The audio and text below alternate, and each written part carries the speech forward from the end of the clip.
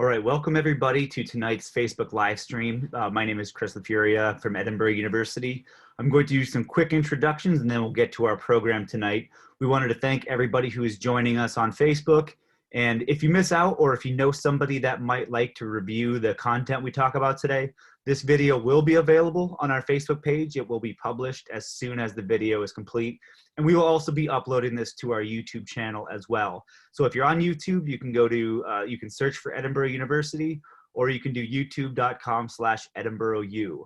So tonight, our program is called Self-Care, What, Why, and How. We have for us tonight Dr. Sujata Norman from Counseling, School Psychology, and Special Education, and Dr. Elaine Rinfrette from Social Work Department. This is from our Diversity Dialogue series and also celebrating Women's History Month and providing some resources for our students, our employees, and our faculty members. So during this presentation, they're going to talk about the importance of self-care during this pandemic with some mindfulness techniques that will help you deal with stress and anxiety so that you'll be able to create a quality program for you. You'll be able to take these self-care techniques and use them in the pandemic and beyond. So thank you so much for joining. Without further ado, I will turn it over to Dr. Elaine Rinfrette.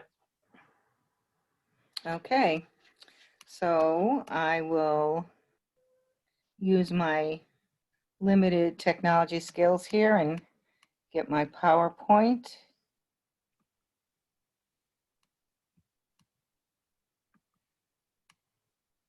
She said, come on, there it is. And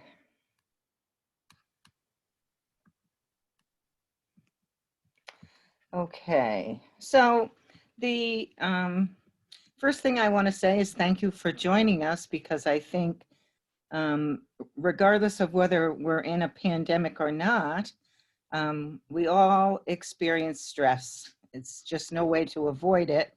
And we need to figure out some ways to deal with that. So first of all, what is stress? And one of the classic definitions of stress was coined by Lazar and Folkman. And they said that stress occurs when an event is appraised by the individual as taxing or exceeding one's resources and endangering well-being. So it really is individualized. What's stressful to me might not be stressful to you, or what's stressful to me right now might not be stressful to me at a later time, depending on what's going on in my life and how many other stressors are hanging around at that point. Many stressors, we start off recognizing that we are stressed by physical symptoms.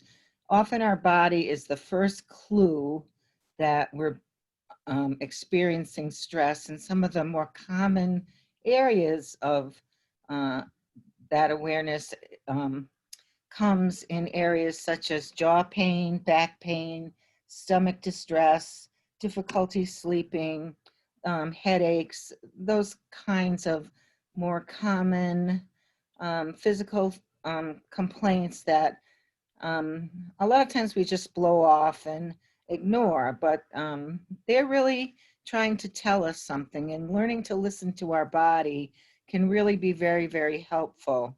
So that can be brief periods where those physical signs or symptoms come and go, or they can be become chronic.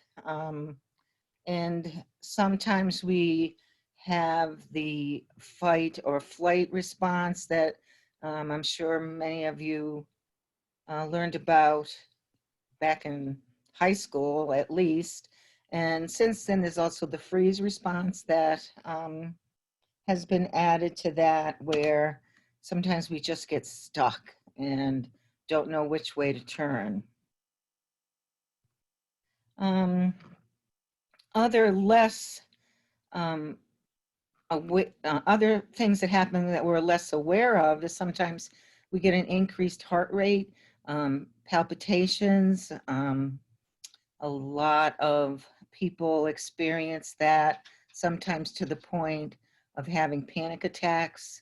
We can have increased blood pressure, which you can't feel, but is a significant physical concern.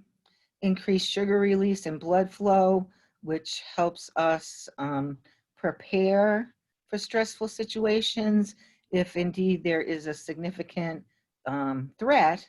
But sometimes if there's not a significant threat, but it's a chronic stressor that isn't really life-threatening, but cumulatively is distressing, what you get is back pain, muscle aches, intermittent cramping that's really painful, very unpleasant. It can weaken our immune system, that leaves us susceptible to bacterial infections or viral infections, all kinds of things, as you can see from the PowerPoint, susceptible to cold, weight gain, sleep problems, stomach ulcers, depression.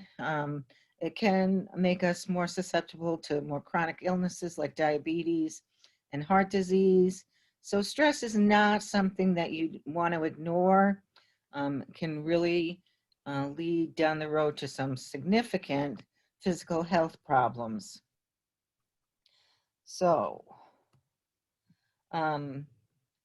we really have in day-to-day life about a minute and a half or so from when we get a trigger response that we're under stress. And then our brain starts to say, okay, what's going on here? We start our thinking and reasoning about what's happening. So that physical response is our first clue. And I can't stress enough about listening to your body and becoming aware of where you feel the stress in your body.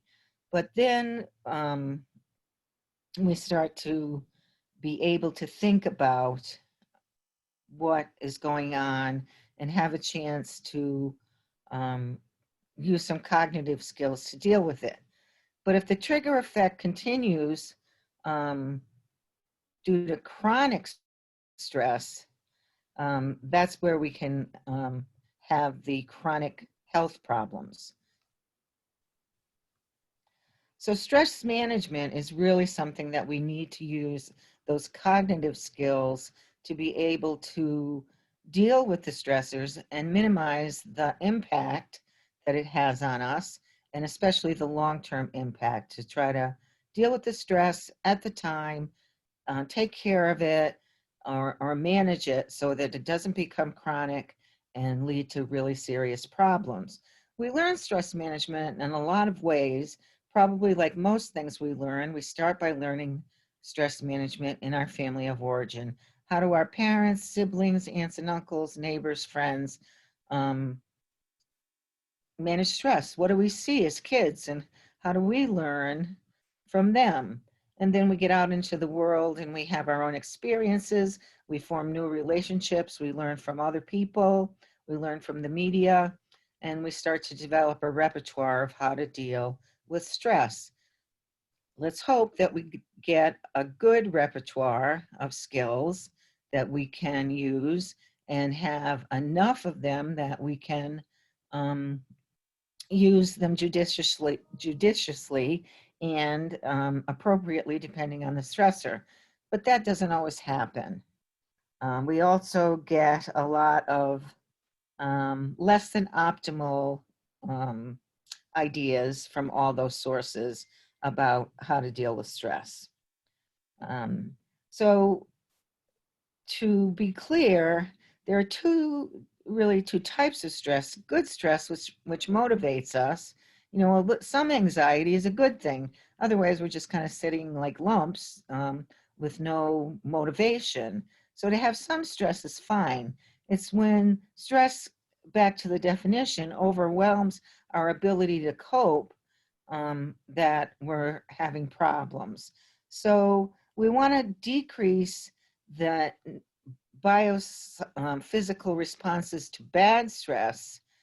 And we want to have a variety of methods to do that, because some work better in situations than others, and some of them aren't good really to use in any situation. So we have a variety of symptoms depending on the system we're talking about that demonstrate to us that we're having some stress. So if we talk about cognitive symptoms, you can see that there's quite a few ways that we can get the hint that we're having stress and it's affecting us cognitively. Memory problems, being indecisive, trouble concentrating, trouble thinking clearly, poor judgment, seeing everything as negative, um, having anxious or racing thoughts, constantly worrying, not being able to be objective are some of the signs and symptoms of being effective cognitively. Physical symptoms I talked somewhat about already, but others are headache or backache, muscle tension and stiffness, GI symptoms like diarrhea or constipation, nausea, dizziness, insomnia, chest pain, rapid heartbeat, weight fluctuation, skin breakouts like hives or eczema, loss of libido, loss of sex drive, and frequent colds, catching everything that goes by. Emotional symptoms also can show up like moodiness, agitation, restlessness, being short-tempered, irritable or impatient, no ability to relax, being tense and on edge all the time, feeling overwhelmed, being lonely, feeling isolated, being depressed, or just generally kind of all around unhappy. Behavioral symptoms also occur, like eating, overeating, or not feeling hungry at all and not eating well at all, sleeping too much or too little, sleeping too much and always still feeling tired, or feeling tired but being unable to sleep, feeling that you want to isolate yourself from others, procrastinating and neglecting responsibilities, using alcohol, cigarettes, or drugs to relax, having nervous habits like nail biting, pacing, picking at your skin, variety of those, teeth grinding or jaw clenching, overdoing activities like hyper, being hyper into like exercising or shopping, like retail therapy, overreacting to unexpected problems, that kind of making a mountain out of a molehill, and picking fights with others are some examples. So how do you know if you're stressed? Well, there's a variety of little tests or quizzes that you can take that you can find online, but these certainly are not diagnostic. They're ways of giving you a clue that you're maybe suffering from having too much stress in your life. And I have a couple here that might give you a hint. So you can answer yes or no to these and see if you, where you fall on this kind of just snapshot into whether or not your anxiety level might be a problem. So do you frequently neglect your diet? Do you frequently try to do everything yourself? Notice the word frequently. Do you blow up easily and often? Do you frequently seek unrealistic goals? Do you frequently fail to see the humor in situations others find funny? Do you frequently and easily get irritated? Do you frequently seem to make a big deal of everything? Do you frequently complain that you're disorganized? Do you tend to keep everything inside? Do you frequently neglect exercise? Do you have a few supportive relationships? Do you often get too little rest? Do you frequently get angry when you are kept waiting? Do you often ignore stress symptoms? Do you frequently put things off until later? Do you frequently think there is only one right way to do something? Do you often fail to build relaxation into your everyday? Do you frequently find yourself spending a lot of time complaining about the past? Do you often find yourself racing through the day? And do you often feel unable to cope with all you have to do? So if you if you give 1 point for every yes answer that you found on those 20 questions, and you have 13 to 17 yeses, you need to think about, I'm a little bit on edge here and should really start to watch out about my stress level. And if you have 18 or more, you're probably really stressed out and really need to seriously consider finding some ways to reduce your stress. If you're 12 or under, you're pretty good. And certainly if you're 6 or under, you're cruising, you're in good shape. But certainly, if you're 13 or more, you really need to consider finding some ways to address your stress level. So how do you do that?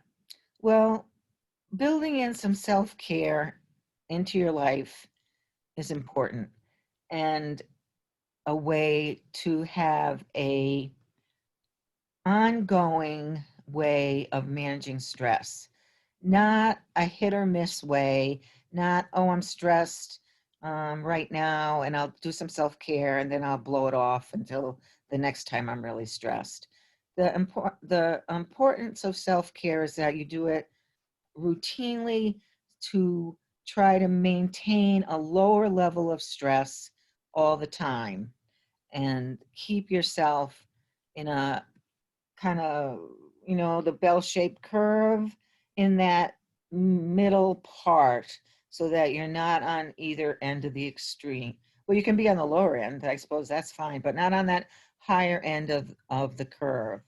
So it's an essential survival skill that unfortunately we're not overtly taught very often, and we have to learn on our own and kind of ferret it out for ourselves.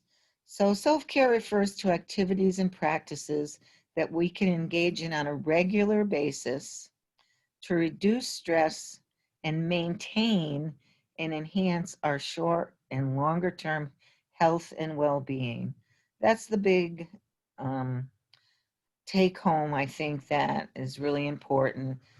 We want to reduce our stress and maintain and enhance our short and long-term health and well-being. That's really the point. Self-care is necessary for our effectiveness and success in honoring our professional and personal commitments. And it's a lifestyle that we learn to incorporate into our daily life, maybe a little bit at a time, but eventually it is just what we do. And it includes something that sounds simple, but in reality is a little tricky to do. If it was so simple, we'd all do it, but most of us don't. And so it involves a healthy diet, exercise, sleep, and maintaining a work-life balance.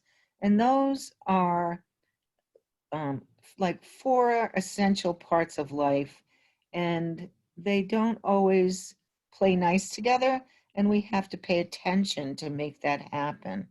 So self-care means knowing who you are and your limits, and our culture pushes us to go beyond our limits, and we need to be more cognizant and aware of our limits and how to maintain them. Self-care is not about numbing. It's not about drinking. It's not about overeating or undereating. It's not about surfing social media in excess as a way of checking out to get away from stress. They don't contribute to self-care. Self-care is a much more proactive response that that requires that you process what is causing you to do those things and feel numb so that you can address it. Just numbing out is escapism. It's not self-care. Part of the problem I believe and have come to learn from researching this topic is that a lot of times we have the wrong definition of what self-care is. Self-care is not necessarily about self-improvement or self-growth. If it turns out that that happens, that's fabulous. But the root of self-care is not self-improvement. The root of self-care are still there if you look hard enough. Engaging in practices that prevent the decline of our health and well-being is a powerful notion, yet the hashtag version of self-care means that we are only successful if our actions result in self-improvement. We see that in TV ads, in magazine ads, on billboards, on the radio. I don't care where you look. That is the message that we get. And that's not necessarily what we have to do to practice self-care. When you think about putting yourself first, you think putting yourself first means putting others last. That's also an erroneous concept about self-care, that it's selfish, and it makes you a bad person somehow. Prioritizing self-care is important. It means that you take care of yourself so that you can take care of others, so that you can prioritize others as well as yourself. It's the adage that you can't drive a car without putting fuel in it. You can't take money out of the ATM without making a bank deposit. You have to take care of both ends. So maintaining a self-care practice is not an act of selfishness. It's an act of improving our ability to care. So please keep that in mind. That, for me, is one of the biggest reasons I hear from people why they don't feel comfortable practicing self-care. They're afraid that they're being selfish. You think you can't afford it. This is another way that I think the media sabotages self-care because they advertise equipment that costs thousands of dollars, or gym memberships that cost all kinds of money, and that you have to have this cute little outfit, or this, you know, uh, pair of, I don't know what, like shirts and knee socks with copper in them that cost, a fortune, or some sort of expense that you can't afford. And that's not the case. You can go to an hour-long yoga class and pay $75, or you can use a 5-minute yoga video on YouTube for free. You get the same effect. And that's self-care just as much as the yoga class. We don't need fancy things to practice self-care. You can go out right now. It's last few days have been very nice. You can go out for a walk, self-care. You don't have to spend a lot of money. You don't have to spend any money to take care of yourself, and and you can afford that. Zero cost is affordable. We simply need to knowingly engage in practices our own benefit. And what you find enjoyable is what you can do. It doesn't have to be anything fancy. It can be a small activity, gardening, walking, jumping rope, I don't know, but something that you like to do that doesn't have to cost anything, but is physical and you enjoy, can be part of your self-care plan. You don't know when you need it. Well, here's the thing. You need it all the time. So the best bet is to practice self-care on a routine basis. If you do that, not only are you avoiding kind of chronic stressors, but if an increased stressor comes along, you're already in better shape to manage it, and you have skills already built in that you can use. So, and maybe bump up, or you're already have the mindset that says, oh, self-care really is a good thing. Let me look in my tool belt of self-care behaviors that I've come to acquire and use this extra one right now because I have an increased level of stress. And it's not something that you have to start from scratch doing. It's already something that is within your normal concept of who you are and what you do.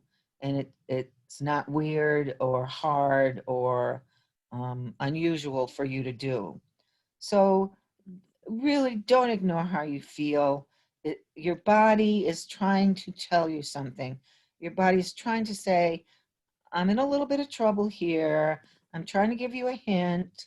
Please pay attention to me and we'll feel better. We'll function better. We'll do better. We'll think better if you pay attention and take care of me.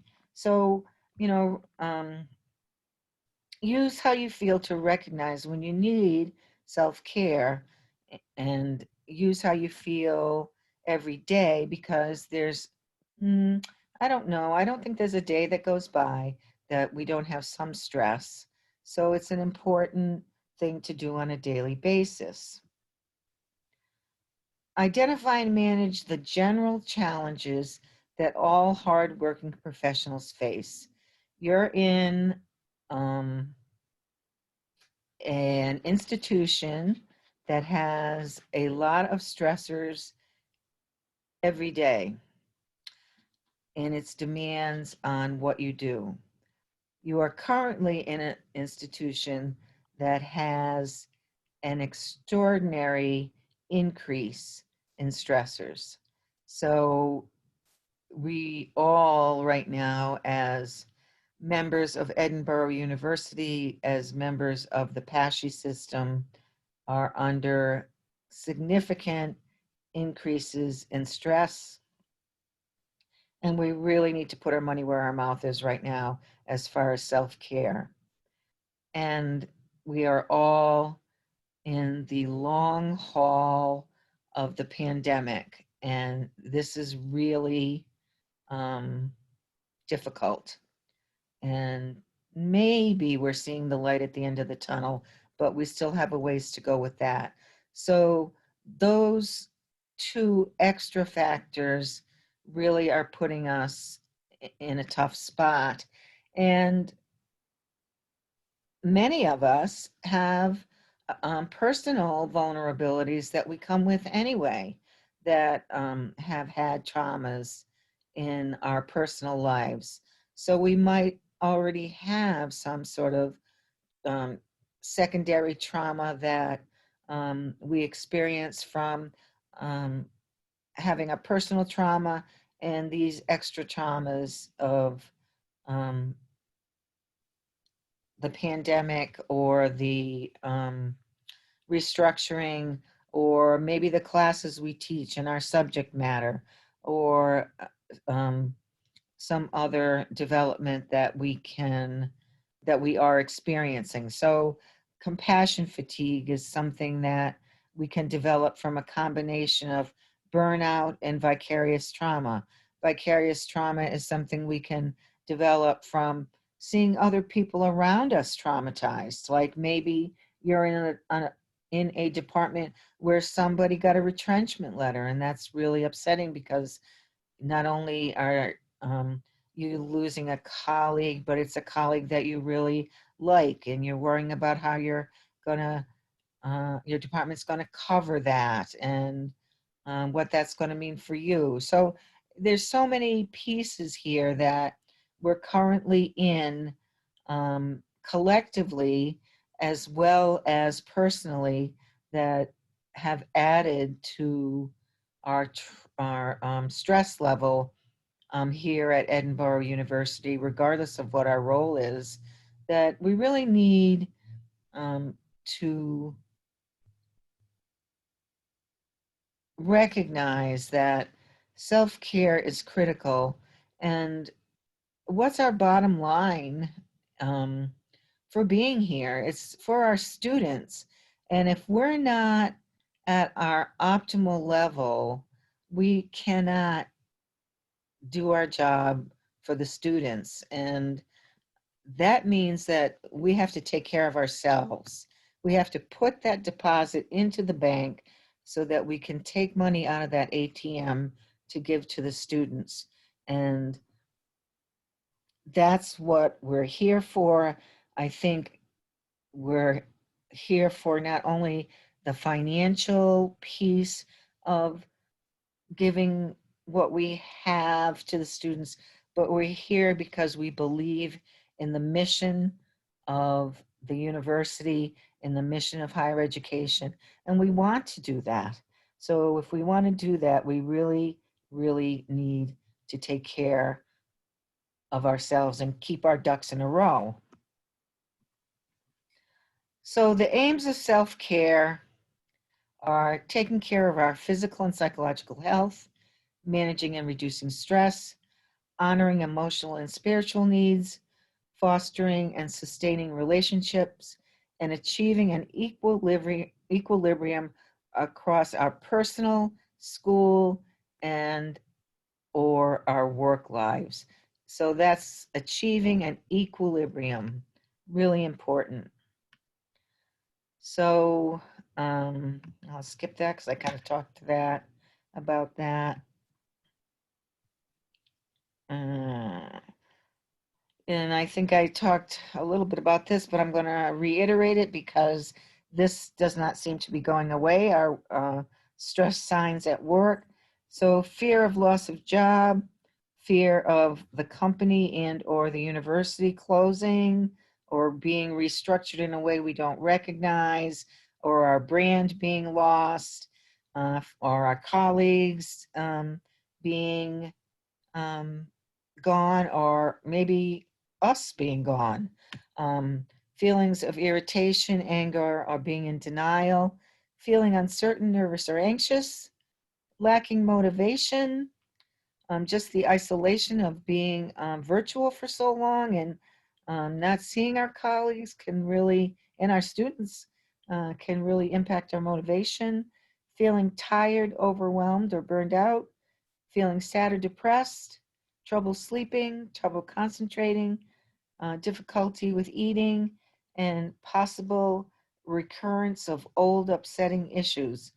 I think that is also having no ability or limited ability to socialize leaves us with maybe some extra time on our hands to think about things that we had resolved, or things that come back to us that now are upsetting again. So let's see. So some ways to address that are pretty concrete is to address some of the things is try to stay in communication with your colleagues, and probably you've been doing that, I hope. This was written earlier in the pandemic. But stay in contact if you're kind of weary by now. You might want to try to pump that up and stay in contact or introduce yourself to your colleagues and um, get some energy from each other. See if there are things that you can identify that you don't have control over, and do the best you can with the resources available to you. That's certainly something that has been something I've been aware of. Increase your sense of control by developing a daily routine, a weekly routine to help you have a schedule that keeps you, I say keeps me on track so that I get things done, so that I don't get overwhelmed and have things pile up at the end of the week and then get panicky because I'm behind, has been really helpful. Now that the vaccine is more and more available, I think, and certainly the facts about COVID-19 are clearer.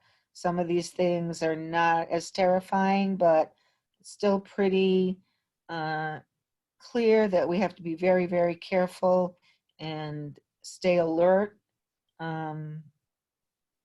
That we all still have a very crucial role in fighting the pandemic and need to continue to do that. We need to do things to balance the pandemic and the integration and the stressors of that with the positive things in our life, and not be hunkered down with those very, very concerning topics. We need to connect with people, use our social media to have some pleasant experiences, figure out what games you can play somehow on social media, connect with people you haven't had contact with maybe in a while, do whatever means of interaction you can to not feel isolated, not misuse drugs or alcohol, or I should say, not misuse alcohol or other drugs during this time, or prescription drugs. And either if you have had some mental health difficulties, to make sure you stay in treatment, or if you're finding that some of this is more than self-care changes can manage, that you seek out treatment. That has been my work for many years, outpatient mental health treatment. And I will just say one thing about all the clients I've worked with all these years is that they are the bravest people that I have ever known, because when times are tough, sometimes it's really hard to reach out and say, I can't do this by myself. But that takes real guts, in my opinion, to do. And I have so much respect for people who do that. And it's just common sense to do, in my opinion. It's like me saying, because I have no mechanical skills, my car needs an oil change, and I'm just going to ignore it because I don't know how to do that. Well, of course, I'm going to call my mechanic and ask for help with that. I'm not going to ignore it, and I'm going to take care of it. Or I will ignore it until my motor blows up, and then I'll be in really big trouble. So it's something that you need to take care of. Don't wait until it gets serious and harder to do. I would encourage you to seek the kind and benevolent and expertise of a mental health professional. I'm gonna just say quickly, because I'm running out of time here. If you have kids, model the behavior that you want them to see. If you're nervous and jerky and anxious and depressed, they're going to be worried. If you're calm and collected, if you're taking care of yourself, modeling good behavior, the odds are they will as well.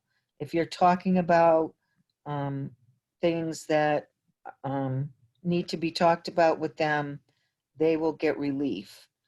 Do what you, or I guess I'm trying to say, practice what you preach, put your money where your mouth is, and your kids will be better off as well. And then the last thing I will give you is a resource. There's, at the University at Buffalo School of Social Work, there's a self-help starter kit. And all you really need to do is Google University at Buffalo School of Social Work self-help starter kit. And boom, this very large page or pages, it's a very big area of pages, I can't think of the right word, will come up with all kinds of information for you if you need some help in starting to plan for your self-care. You don't have to start from scratch, and it will really give you a lot of detail about how you can individualize a self-care plan and get started. But one of the biggest things that I can offer you to do for self-care is this thing called mindfulness, which maybe you've heard of because it's becoming more and more popular over the years. And it's something that I have practiced for quite a few years now and find very helpful, not only because it works, but because you can do it almost anywhere and people don't even know you're doing it, and it really is very, very helpful.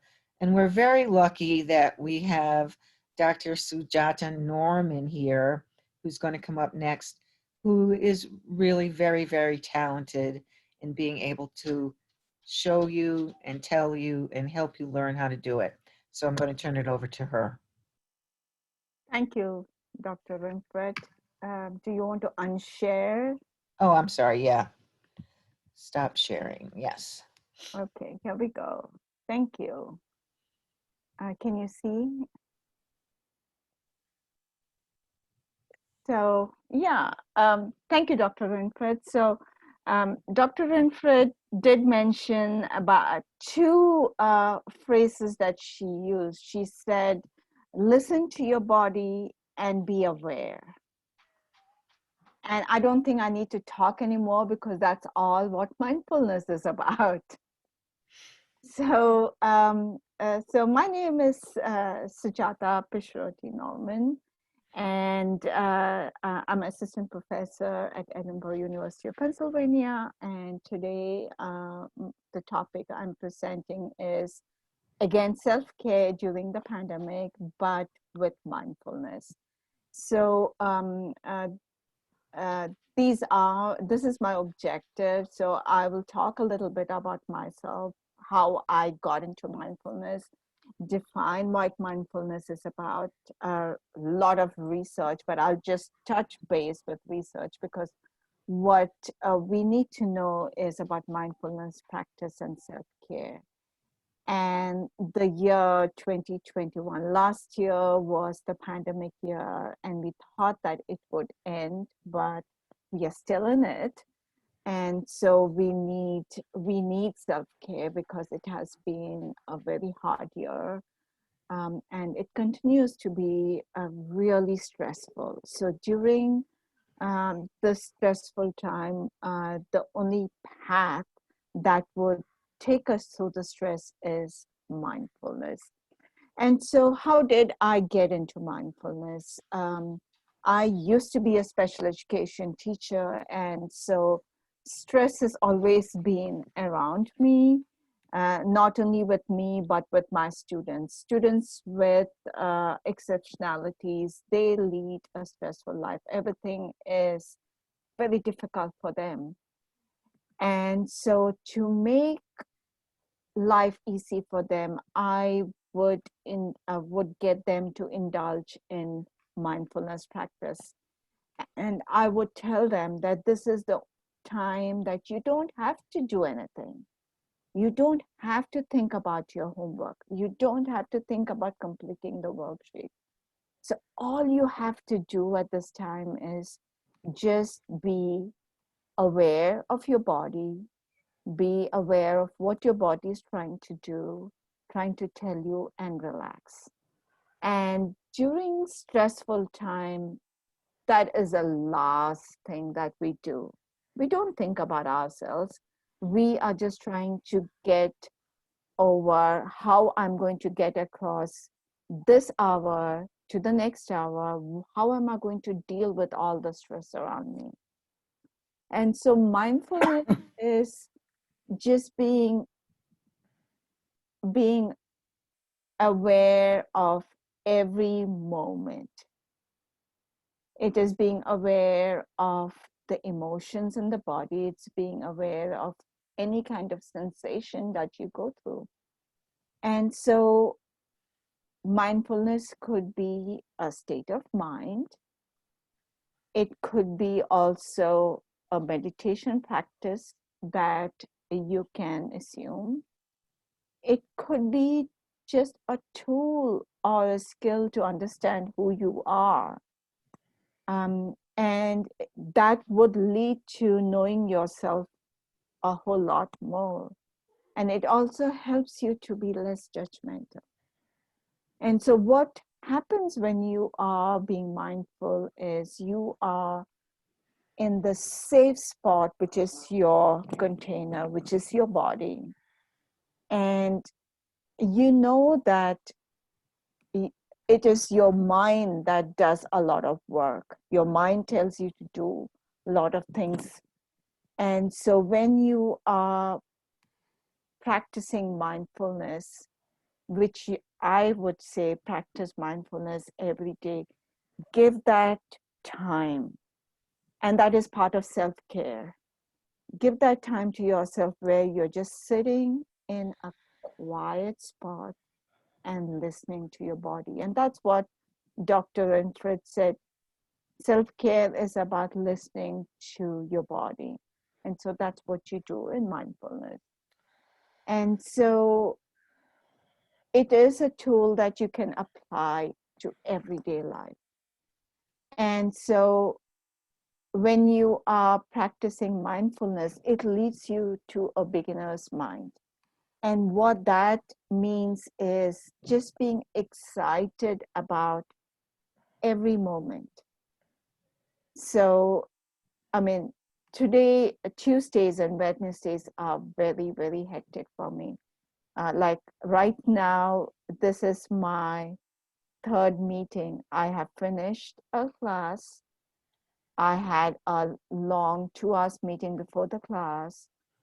Then I had few other things to do. Then I had a meeting and I jumped out of a meeting into this conference. I would call this a conference. And I've been with myself. I realized that I have to finish certain agenda at certain time. But right now, before I got to this point, I was wondering, oh my goodness, how am I going to, will I be able to do this right? And I am in my body right now. I am balancing the stress. I am in that it's the mindfulness, that being in this container that provides this equanimity. And you won't believe I am totally peace. I'm calm. I am with myself. So it is just that that means of being alert, being focused. I knew that I was getting stressed out today because of everything that's happening. But just trying to be in my container and not just trying to be in an autopilot. When you are in autopilot, it is just being opposite of mindfulness. You just are not aware of anything that's around you. Just keep doing it, keep doing stuff. And when you are in a state of autopilot, then you are not serving, you're not serving yourself. You're not serving anybody around you. So I start my mindfulness practice early in the morning. I start with mindfulness. And so when you are doing mindfulness, research says that it could be kind of like a yogic approach, because what the early yogis did was early in the morning to get up and just spend that time with yourself. And that is a process of self-care. It is a foundation that you lay for your physical and emotional well-being. And Dr. Cook Cotton, she's also, I don't know if Dr. Rinfrette knows, but she works at University of Buffalo. And I am a huge fan of hers. So she talks about this mindful self-care, and she calls it, it's called the ARMS model, which is attuned representational model of self. So here you are, the mindful self-care, this is you. And you are bound to the external factors, and you are bound to the internal factors. So when we're talking about external factors, we're talking about family, you're talking about community, you're talking about culture. And so anything that happens in your external factor affects you. And that is connected to your internal factors, which is your cognition, which is your emotion, which is your physiological well-being. So if anything happens with your family, it affects your internal being. If anything happens in your community, I mean, right now, what happened in Colorado is actually affecting me, because I wish that person who did that to all those people, he should have been aware something was happening to him. He was agitated about something. He was taking out that anger on those 10 victims, innocent, who had nothing to do with what he was going through. And I wish that someone would have reached out to him. I wish that someone would have stopped him from doing what he did. And it is all about self-regulating your body, self-regulating your thoughts, self-regulating that anger in you. And if only he was mindful of what was happening in your body. He just took out his anger and frustration at 10 innocent victims. The same thing happened last week. And it is, what is happening is not right. We really need to reach out to everybody in the community, to practice mindfulness, to respect each other, to provide loving kindness to each other. Because at this tough time, it is we who can help each other. We got to lean towards each other to provide that self-care. And research, I can go talking about research. The other person that talks about research, about self-care is, again, Cook Cotton, Triboli, and Trilaka, says that mindfulness provides that self-care. When you practice mindful awareness, it is telling you to self-regulate yourself. and trying to provide stability in yourself. And it only happens with daily self-practice. I'm not asking you to practice mindfulness for an hour, because all of us are, like Dr. Rinfrette said, we are in an institution where we have to provide services to our students, provide service to our faculty members. So we have a lot going on. But just that maybe 20 minutes, waking up in the morning and practicing mindfulness helps us to embody ourselves and helps us feel grounded.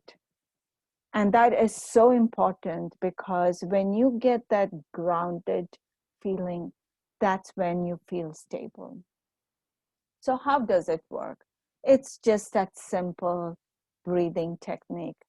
It is crucial to understand that it is the breath that actually engages you to this movement. That's just that simple breathing. And so all you got to practice is, how do you breathe in? Are you feeling when, and you can realize it when you're stressed out, your breathing is different. You breathe faster.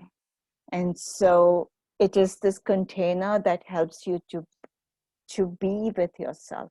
So focus on your breath, which is actually a difficult task.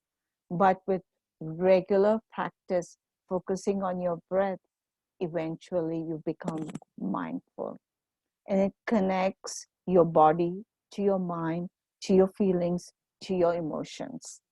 And when you are stable within yourself, the way you approach other people, the way I deal with my students, and it's like Dr. Rinfrette said, what uh, the the balance that you portray to your students. If you are the kind jittery, then what you portray to your student is you are jittery, or to your kids. So when you show your student that you are stable and you are being mindful and that you are taking care of yourself, you can provide that same stability to your students. And like when I approach my students say, "Oh, Dr. Norman, I'm just like, today I had a class and that student didn't know what the assignment was about." So I said, "Okay, I will take that time with you and explain to you all the steps." I was very calm. I tried to calm him down and I explained each step of the assignment. At the end of it, he said, "I got it. That's all you need to do. Just take the time with your student. Take the time with your faculty member." And I know time is precious commodity, but just sparing that little time with everybody helps you to connect. Connection is very, very important at this time. It is so important. And so the first step to mindfulness practice is assuming a mindful posture. And what would be a mindful posture? Just like what we are doing right now, right just now, what Dr. Rinfrette is doing. Right now, what I'm doing, I'm sitting up straight, holding an erect posture. All you got to do is hold your head high. And if you're tired, you could practice mindfulness lying down. There is nothing like you got to do it this way. You can practice mindfulness anywhere. I practice mindfulness when I go out for a walk, because when I'm going out for a walk, I'm being mindful about my surrounding. I practice mindfulness when I just sit down and watch. I go to Celeron, which is very close to Chautauqua Lake, and I just enjoy the beauty of the lake, whether it is bright, sunlit morning, or when it is snowing every day. There are days I can't go, but I go to Celeron at least 4 or 5 times a week, because that is where I'm being mindful about my body. I feel connected with myself. And so all you got to do is just put your hands gently on your lap and just sit down. If you are frightful about closing your eyes, you can lower your gaze and turn your attention to your breath and just be with yourself. Take that deep breath in and the warm air moves out. And then you can be with yourself. Feel the fall of your abdomen and just be within yourself and just breathe in and breathe out. And you will see that you calm down. So on your first day of practice, I'm not saying that you have to practice for 20 minutes, but just find a quiet corner and start practicing for a minute. And it could be your bedroom, it could be your study, or it could be if you've taken a walk outside, it could be just there. And just be with your breath. Just focus with your breath. And maybe 5 minutes every day, and you have to just keep building up. Don't put pressure on yourself. That is very, very important with mindfulness. Just be aware of your body. Just a simple technique, like if you take a cup of coffee or tea, if you like, just try to enjoy that aroma. Try to feel that flavor. So you could have mindfulness while you're eating. Enjoy the food that you. It's all about that moment, because that moment is just for that time, because you can't get back what happened yesterday. So what is so important about mindfulness is to enjoy that present moment. So with benefits of mindfulness, it says that when you're practicing mindfulness, it actually reduces stress, anxiety, pain, depression, and insomnia. Dr. Rinfrette was talking about when you're stressed, you can't sleep. But the answer to that is practice mindfulness. I practice mindfulness even while I go to bed. Yesterday was very tiring day for me, but all I did was close my eyes and I just went into my container and just kept breathing. And guess what? I didn't even know I fell asleep. And Dr. Kabat-Zinn, he has had a lot of this mindfulness-based MBSR interventions. And he has mentioned that the pain during cancer treatment, patients have got back with them saying that how mindfulness have got themselves to get rid of the pain. It actually controls diabetes, high blood pressure. So mindfulness has got a lot of benefits. It helps you to relax during depression. It helps you to relax during mood swings. So there's a lot of benefit during mindfulness.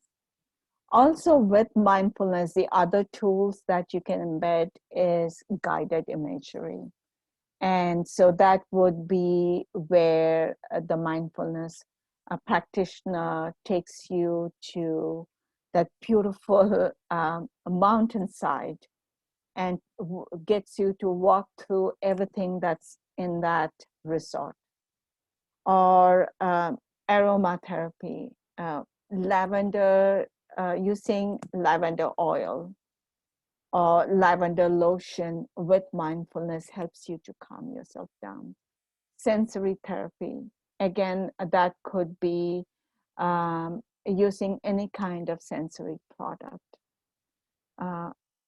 I have practiced with Dr. Lorenzo. We do art therapy together. So on one side, she is getting people to express themselves via art, and I am providing mindfulness. And I think last fall, we did take a walk through the woods during fall with all the color around us. And so these are some of the tools that you can use with mindfulness remember what is mindfulness is enjoy that present moment. And so the simple mindfulness practice would be to be grounded, to be in tune with your body, to be aware of your breath, and follow that mindfulness breathing. So what you have to do is just assume the mindfulness posture, lower your gaze or close your eyes, and just notice breathing. And all you got to breathe is breathe in that cold air and breathe out that warm air.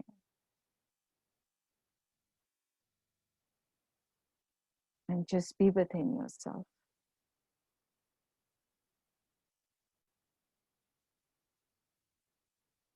And be aware that any of the wrinkles around your forehead, you are trying to unwrinkle it. If there are parts of your body that is stressed out, be aware of that part and try to relax.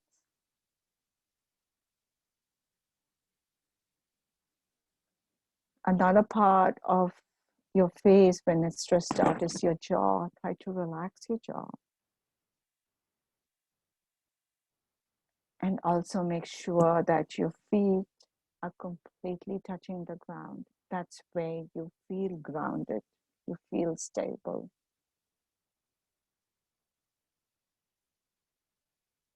And try to lower your gaze. There have been times I don't even close my eyes. I've practiced mindfulness every day, and I can be really relaxed with my eyes open because nothing distracts me, because I am within my body. And just totally relax. And you will feel that your body is unwinding and you are in your safe spot that is within yourself, your container. And that is the safest spot you can be. And you got to be confident that there is no other safe spot but your soul, that is you. And so going back to what Dr. Rinfrette said, be aware that it is your body that you can come back to relax.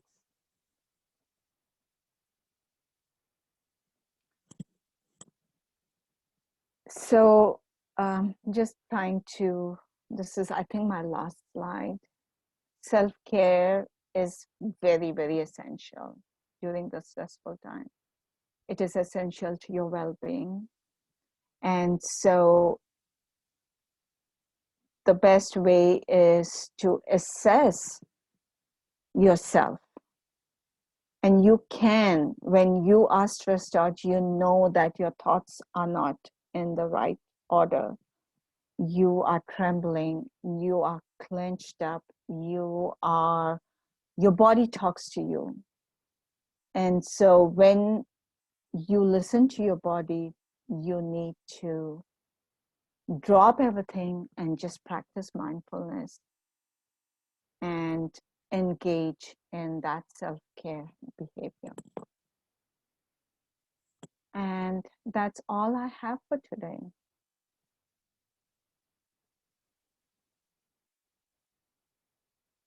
Chris, I'm done. All right. Well, thank you so much for all the valuable information. We got some great feedback from our audience. Just a reminder, if anybody would like to watch this again or follow up or send it to somebody, we will have this available on our Facebook page and on our YouTube. And for students out there that might need some further assistance, you can search our website for the CAPS, our Counseling and Psychological Services. But also, if you'd like, if you have any questions for Dr. Rinfrette or Dr. Norman, please send them to communications@edinboro.edu, and we'll make sure they are addressed as soon as possible. So on behalf of Dr. Rinfrette and Dr. Norman, thank you so much for joining us today. And that concludes our presentation. Thank you. I appreciate it. Thanks for giving me this opportunity.